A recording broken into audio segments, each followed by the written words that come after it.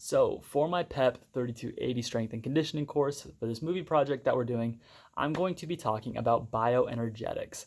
And that word alone seems a little scary, really big, but in reality, it's not too confusing. Essentially, what bioenergetics is, if someone was to ask you, what is bioenergetics?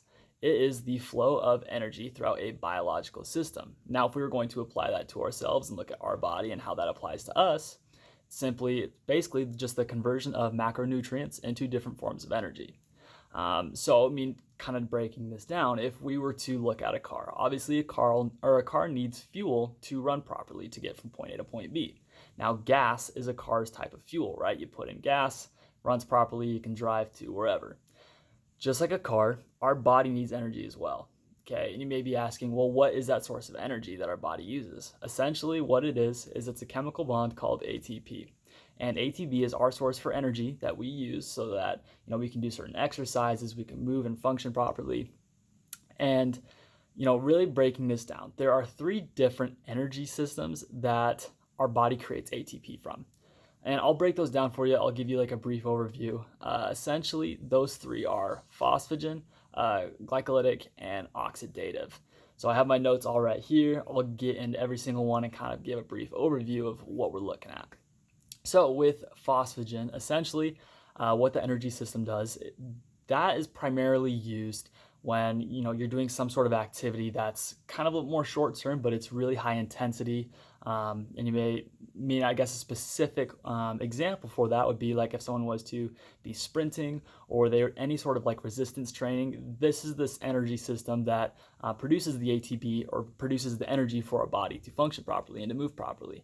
A quick little note, it's really important to note too that this energy system really relies on creatine phosphate, which is a fun little fact. So moving on to glycolytic. So essentially with this system, so phosphagen, it's a short-term, more high-intensity type of activity.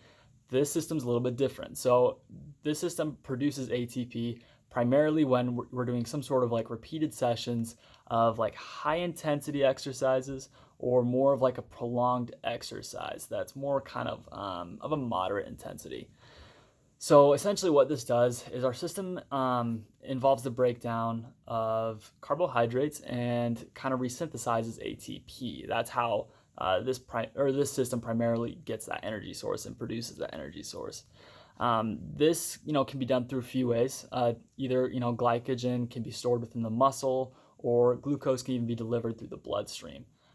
So there are a few ways that that's done, but that's primarily how that system works and how that kind of produces that energy for our body. So moving on to the next and last energy system that produces ATP for our body is oxidative.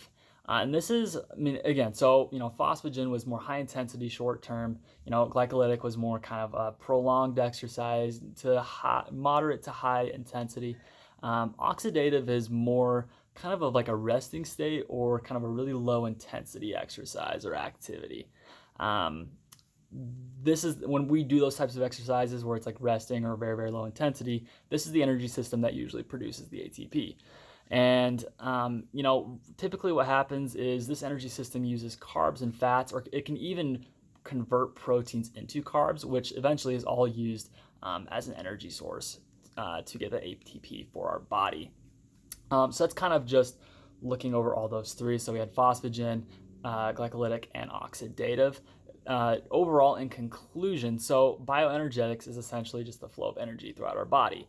Now, our body needs energy just like a car needs gas, right?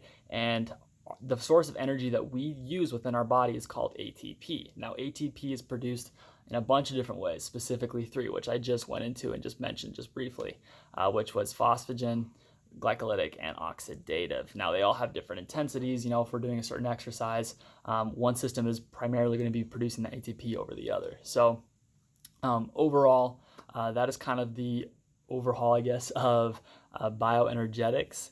And yeah,